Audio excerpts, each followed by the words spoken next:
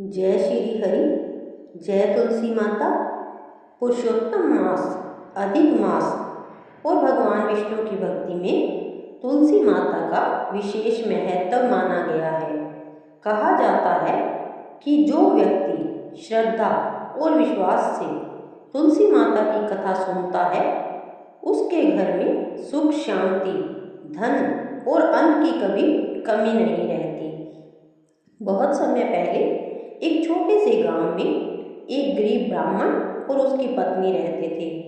दोनों भगवान विष्णु के परम भक्त थे, लेकिन उनके घर में बहुत गरीबी थी। कई बार तो उन्हें 2 समय का भोजन भी नसीब नहीं होता था। फिर भी वे कभी भगवान की भक्ति नहीं छोड़ते थे। ब्राह्मण की पत्नी प्रतिदिन सुबह जल्दी उठती, स्नान करती और आंगन में लगी तुलसी माता की पूजा करती।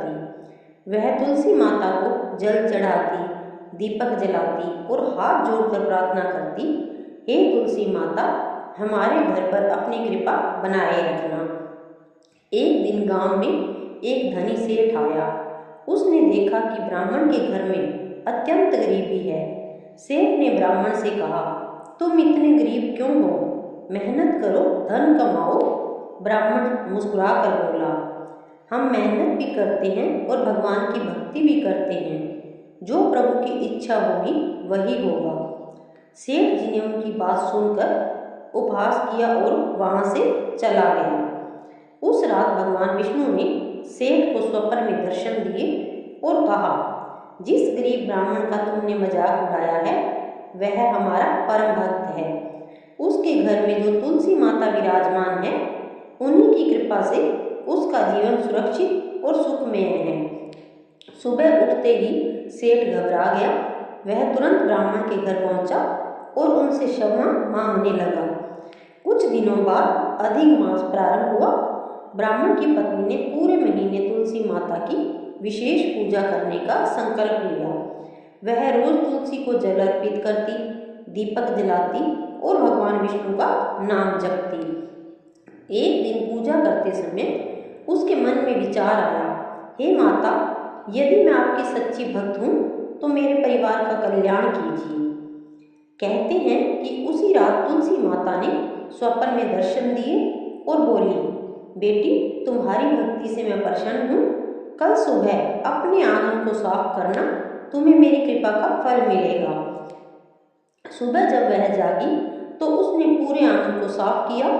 तभी उसे तुलसी चौरे के पास मिट्टी में दबा हुआ एक पुराना घड़ा दिखाई दिया।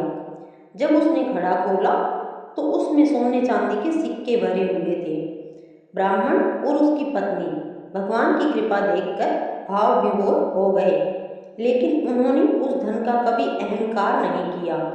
वे जरूरतमंदों की सहायता करने लगे, भूखों को भोजन कराने लगे और भगवान की भक्ति में लगे रहे। धीरे धीरे उनके घर में सुख, शांति और समृद्धि बढ़ने लगी। पूरे गांव में उनकी चर्चा होने लगी। गांव के कई लोग उनके पास आए और पूछा, तुम्हारे जीवन में इतना परिवर्तन कैसे आया? ब्राह्मण की पत्नी ने कहा, यह सब तुलसी माता और भगवान विष्णु की कृपा है। जिसने भी सच्चे मन से तुलसी माता की पूजा की उसका कल्याण अवश्य हुआ है। यह सुनकर गांव के लोगों ने भी तुलसी माता की पूजा शुरू कर दी। कुछ ही समय में पूरे गांव का वातावरण बदल गया। लोगों के जीवन में सुख और शांति आने लगी। कहा जाता है कि तुलसी माता केवल धन ही नहीं देती, बल्कि घर में सकारात्मक ऊर्जा, पारिवारिक प्रेम और भगवान की कृपा भी लाती है। शास्त्रों में वर्णन मिलता है कि तुलसी माता भगवान विष्णु को अत्यंत प्रिय है। जिस घर में तुलसी का पौधा होता है और उसकी नियमित पूजा होती है वहाँ देवताओं का वास माना जाता है।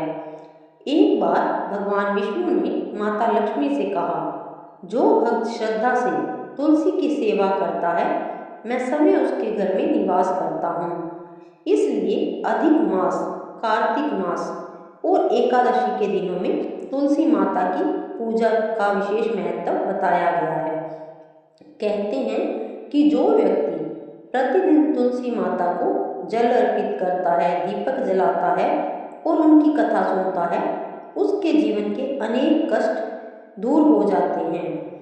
घर में अन्न और धन की वृद्धि होती है तथा परिवार में सुख शांति बनी रहती है। तुलसी माता की कृपा पाने के लिए धनवान होना आवश्यक नहीं है। सच्ची श्रद्धा, भक्ति और सेवा ही सबसे बड़ा धन है। जो व्यक्ति निस्वार्थ भाव से भगवान और तुलसी माता की पूजा करता है, उसके जीवन में अवश्य शुभ परिवर्तन आते हैं। बोलिए तुलसी माता की जय। बोलिए भगवान श्री हरि विष्णु की जय।